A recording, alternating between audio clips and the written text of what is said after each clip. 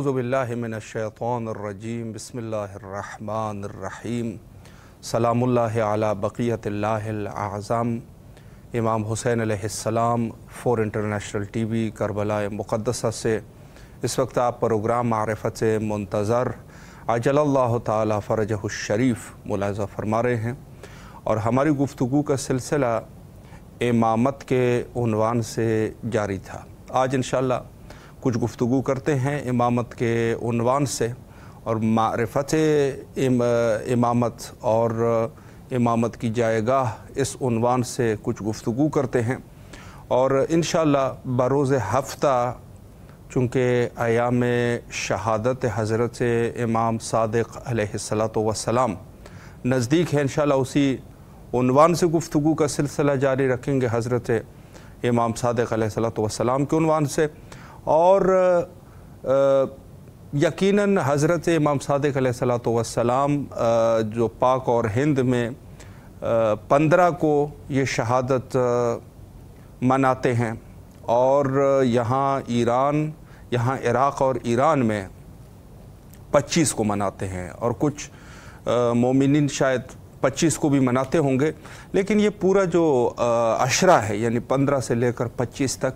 यकीनन ये अशरा हज़रत इमाम सादिक़ अलैहिस्सलाम से मंसूब है। ज़्यादा गुफ्तगू उसी पर करनी चाहिए और अलबत्ता ख़ुद चूँकि रईस मज़हब जाफ़री हज़रत इमाम जाफ़र सादिक़ बेहक़ नातिक़ अलैहिस्सलाम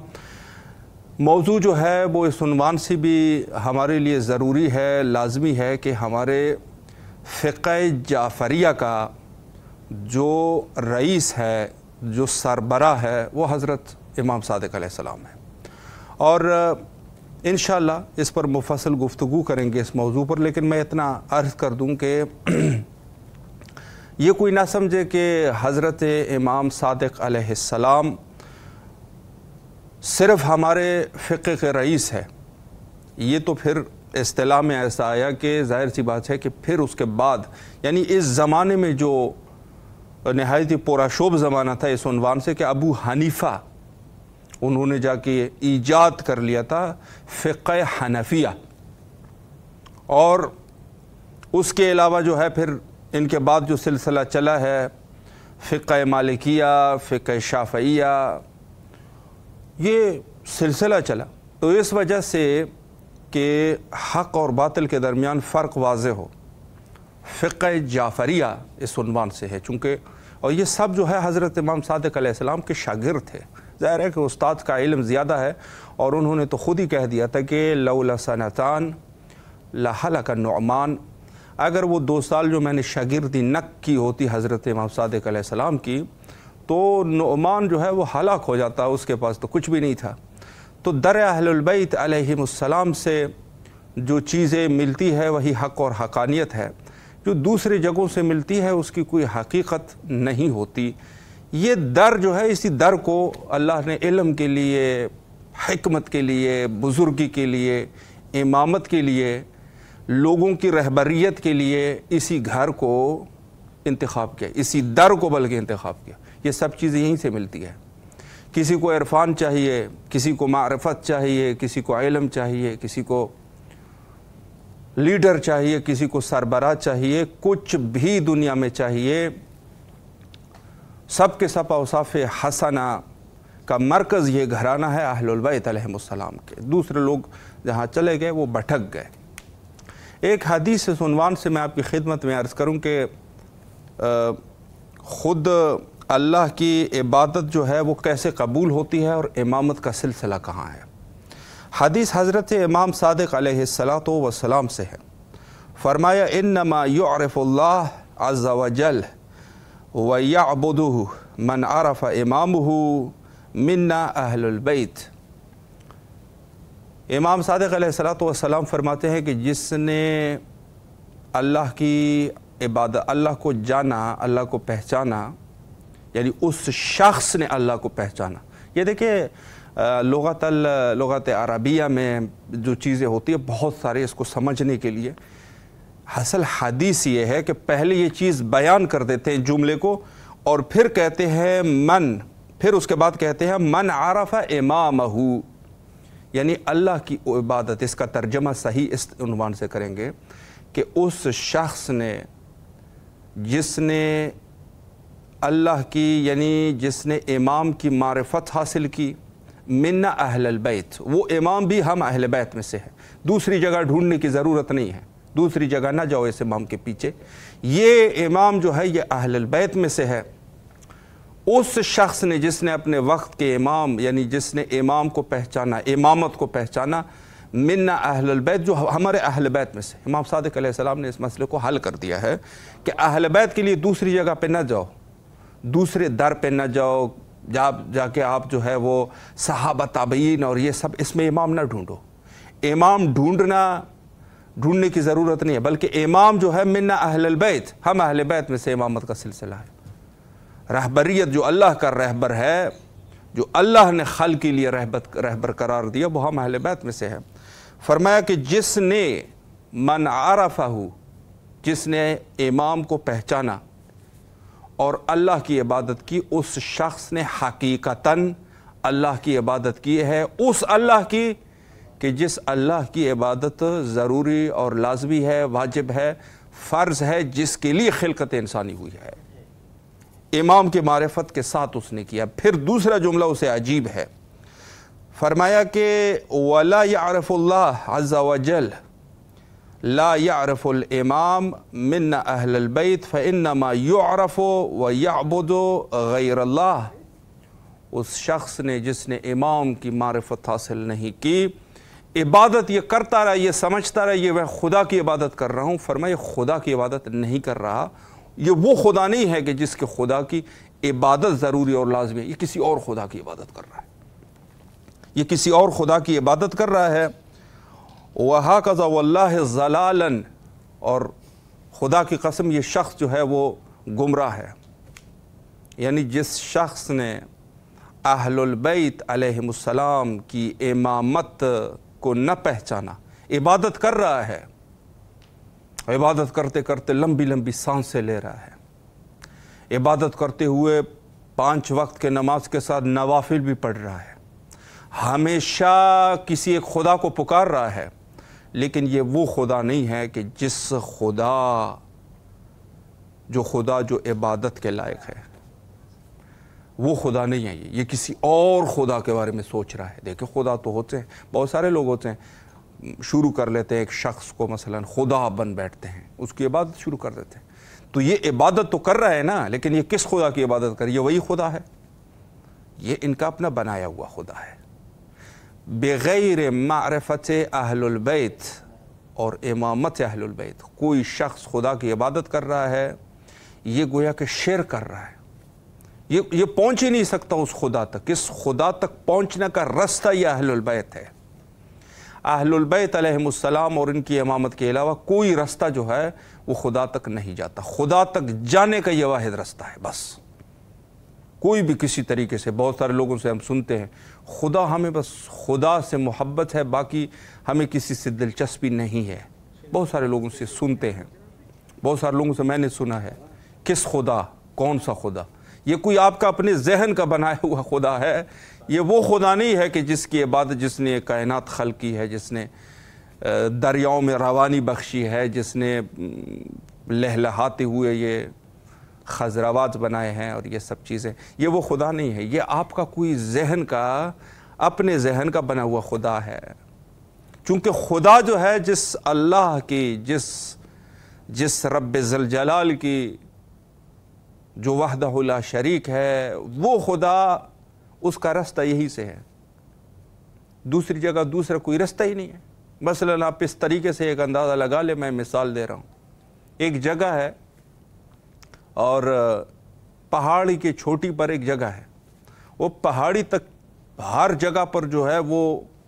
پہاڑی جو ہے اس تک کوئی جانے کا رستہ ہی نہیں ہے، ہر جگہ پہ بلندی ہی بلندی ہے، صرف ایک رستہ ہے جس پہ اوپر انسان جا سکتا ہے، وہ رستہ اس کے علاوہ کوئی اور رستہ ہی نہیں ہے۔ اہل البیت علیہ السلام کی مثال یہی ہے، اس کے علاوہ کوئی رستہ نہیں ہے خدا تک جانے کا، کوئی رستہ اللہ نے بنایا ہی نہیں ہے، ایک ہی رستہ ہے، وہ یہ رستہ ہے۔ جو بھی اس رستے سے متمسک ہو گیا، جو بھی متمسک ہو گیا، اللہ اس کو ہدایت کر دیتا ہے، اللہ کی ہدایت ان لوگوں کے لیے ہے جو اس راستے سے متمسک ہو۔ آپ یہاں غور فرمائیں، 40 کے موقع پر بہت سارے غیر مسلم آ جاتے ہیں، پھر دوسرے سال تک شیعہ ہو جاتے ہیں۔ تمسک حضرات اہل بیت علیہ السلام سے توسل کر لیا، اس نے آیا یہاں پر تشریف لائے، برکت سے اللہ نے اس کو ہدایت کر دیا۔ ہدایت کا رستہ یہی ہے، ہدایت کا رستہ یہی ہے۔ دشمنان اہل بیت علیہ السلام کیوں اتنے چھڑے ہوئے تھے؟ حتیٰ اول رسول اللہ صلی اللہ علیہ وآلہ کے زمانے میں جو خود یہ شخص ابو جہل، ابو سفیان اور اس قسم کے ابو لہب، اس قسم کے لوگ، وہ کہتے تھے رسول اللہ کے نزدیک بھی نہ جایا کریں۔ رسول اللہ ہمیشہ کعبہ کے دیوار پہ تکیہ کیا فرمایا کرتے تھے اور وہاں سے گفتگو کرتے تھے، جو سنتے تھے ان کے لیے بات کرتے تھے، کلام فرمایا کرتے تھے۔ تو یہ ابو جہل اور ابو سفیان اور ابو لہب اس قسم کے لوگ کہتے تھے اس کے نزدیک بھی نہ جایا کریں۔ تو لوگ یہی اعتراض کرتے تھے کہ ہم نے کوئی مسلمان تھوڑی نہ ہونا ہے، ہم صرف جاتے ہیں وہی نزدیک چلے جائیں۔ اس نے کہا بس آپ نے مسلمان بھی نہیں ہونا ہے، آپ ہر چیز ہو لیکن اس کے نزدیک جانا ہی خطرناک ہے، چونکہ یہ جب اپنے لبان مبارک کو جب جنبش دیتے ہیں تو اس سے جو ہے ایسے خیرات اور برکات جو ہے اللہ کے نازل ہونا شروع ہو جاتے ہیں کہ شخص جو ہے وہ ہدایت یافتہ ہو جاتا ہے۔ رسول اللہ کا کلام۔ حضرت امیر المومنین علیہ السلام سے کیوں لوگ اتنے زیادہ چھڑے ہوئے تھے؟ چونکہ حق اور حقیقت وہاں پر تھی، دوسرے لوگوں کی دکانداری نہیں چل سکتی تھی۔ اللہ کا نظام ایسا ہے، نظام الہی ایسا ہے کہ جہاں پر کوئی اور دکانداری چل ہی نہیں سکتی، اور کچھ ہے ہی نہیں، یہ جگہ ہی ایک ہے، بس اس کے علاوہ کچھ نہیں ہے۔ میں ایک مثال آپ کی خدمت میں عرض کر دوں، شہد جو ہے اس کی بہت ساری جگہوں پر لوگ کہتے ہیں یہ شہد ہے، یہ شہد ہے، یہ شہد ہے۔ وہ شہد نہیں ہے، شہد کا ایک ہی مرکز ہے جو خاص مرکز ہو، وہی ہے۔ اس کے علاوہ سب جو ہے وہ بناوٹی اور فراڈی اور لوگوں کو دھوکے دینے والے لوگ ہیں۔ جگہ ایک ہے، نظام ایک ہے، اللہ کا نظام کچھ اس طریقے سے ہے۔ تو آپ سمجھ رہے ہیں کہ خود جو اس دور کے صحابہ میں سے کچھ منافقین تھے امیر المومنین علیہ السلام کے دور میں، ان کو چھیڑ کسی اور چیز کی نہیں تھی، ان کو چھیڑ یہی تھی کہ دوسرا کوئی طریقہ ہی نہیں ہے کہ لوگ ان کے پیچھے جائے۔ انہوں نے جھوٹ بولنا شروع کر دیا، بہتان باندھنا شروع کر دیا، ادھر کی ادھر شروع کر دی، لوگوں کو قتل و غارت شروع کر دی، اور یہ ساری چیزیں جتنی بھی جریانیان اور جتنی بھی جریانات ہیں یا جو ان کے مظالم ہیں، وجہ اس کی یہی تھی۔ اہل البیت علیہ السلام واحد رستہ ہے کہ جہاں کوئی دکانداری نہیں چلے گی، یہ خدا نے جس جگہ ہدایت کو اتار دیا وہ یہی جگہ ہے، بس اور کچھ نہیں ہے۔ ان کے علاوہ آپ دوسرے لوگوں کی دوسرے رستوں پہ چل کے خدا کی عبادت کرو، خدا کی عبادت نہیں کر رہے، شیطان کی عبادت کر رہے ہو۔ عبادت شیطان ہے، رستہ یہ ایک ہے کہ جس پر انسان جا کے وہ کر سکتا ہے۔ باقی ادوار بھی ایسے ہی تھے، یعنی خود جو دشمنان اہل البیت علیہ السلام اس قدر سختی کرتے تھے، اس قدر قتل و غارت کرتے تھے، اس کی وجہ یہ تھی کہ انہوں نے اس دنیا پر راج کرنا تھا، اس دنیا پر لوگوں پر حکومت کرنی تھی اور مسلمانوں پہ حکومت کرنی تھی۔ آپ غور فرمائیں، اتنی قتل و غارت جتنی مسلمانوں میں ہوئی ہے اتنی قتل و غارت دوسرے کفار ممالک، ان کی ہسٹری آپ پڑھ لیجیے گا، ہوئی ہے اتنی قتل و غارت؟ نہیں ہوئی، چونکہ اہل البیت یہاں پر ہے، لڑائی یہاں پر ہوگی۔ وہاں پر کس سے لڑنا تھا؟ انہوں نے تو جس نے حکومت کرنی تھی ان کے لیے کوئی ایسی چیلنجز نہیں تھے۔ مسلمانوں کا عقیدہ، مشترکہ عقیدہ یہ تھا جو رسول اللہ نے بیان فرمایا تھا کہ میرے اہل بیت کے علاوہ دوسری کسی جگہ پر آپ رجوع نہ کریں۔ قرآن ظاہر ہے کتاب ہے، اس کے معلمین جو ہے وہ میرے اہل بیت، ظاہر ہے معلم کا درجہ زیادہ ہوگا، جو کتاب ہے وہ تو صامت کتاب ہے، وہ کیا کر سکتا ہے؟ کتاب کے لیے ظاہر ہے معلم کی ضرورت ہے، اور معلم جو ہے وہ اہل البیت ہے۔ تو لوگوں نے جو اتنی سخت قتل و غارت اور یہ مشکلات بنائے تھے، یہ وجہ یہ تھی۔ اور اس میں سے چونکہ آخر اس میں جو ہے میں اس آخری وقت میں ابھی جو ہمارے پاس ہے حضرت امام صادق علیہ السلام، یعنی یہ سلسلہ، یہ شقاوت کا سلسلہ حضرت امیر المومنین علیہ السلام، امام سجاد کا دور، سخت دور، سید شہداء کی شہادت، اور حضرت امام حسن مجتبیٰ علیہ السلام جس کو جن کو حتیٰ یہ تک انہوں نے نہیں چھوڑا کہ ان کو اپنے نانا کے قبر کے نزدیک دفن کر دیا جائے۔ اللہ اکبر! اس قدر جس امام حسن اور امام حسین علیہم السلام کے لیے رسول اللہ نے فرمایا تھا الحسن والحسین سید شباب اہل الجنہ، ان کے لیے فرمایا تھا۔ حالت غربت کی یہ ہے کہ امام حسن مجتبیٰ علیہ السلام کو حتیٰ رسول اللہ کے قبر کے نزدیک دفن نہ ہونے دیا۔ عرب کی ایک جاہل عورت حمیرہ نے حتیٰ تواریخ میں موجود ہے، حمیرہ نے حتیٰ جنازہ سبط رسول اللہ پہ تیر برسائے، تیر کے وار کر دیے اس خاتون نے، یعنی حمیرہ نے تیر کے وار کر دیے کہ ان کو اس جنازے کو وہاں نہ لے کے لایا جائے، وہاں پر اس کو دفن نہیں کر سکتے، جو کہ بعد میں جنت البقیع میں رسول اللہ سے کچھ فاصلے پر سبط رسول اللہ کو دفن کیا گیا۔ حضرت زہرا سلام اللہ علیہ کی مظلومانہ شہادت، حضرت امیر المومنین علیہ السلام کی مظلومانہ شہادت، امام سجاد علیہ السلام شدید مشکلات پھر شہادت، امام محمد باقر علیہ السلام شدید دور، ایسا دور جس میں حجاج ابن یوسف ثقفی اور آل مروان اس قسم کے لوگ تھے، تو ان کی یہ سخت زندگی پھر شہادت، اور اب جو دور آیا ہے میرے مولا حضرت امام جعفر صادق علیہ السلام کا، تو میرے مولا نے چونکہ وقت ملا، بنو امیہ اور بنو عباس آپس میں لڑ پڑے، بنو عباس نے سیاست اور چال چلی کہ ہم انتقام خون امام حسین علیہ السلام اور باقی اہل البیت علیہ السلام کے انتقام لینے والے تھے۔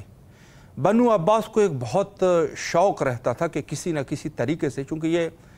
رسول اللہ کے چچا حضرت ابن عباس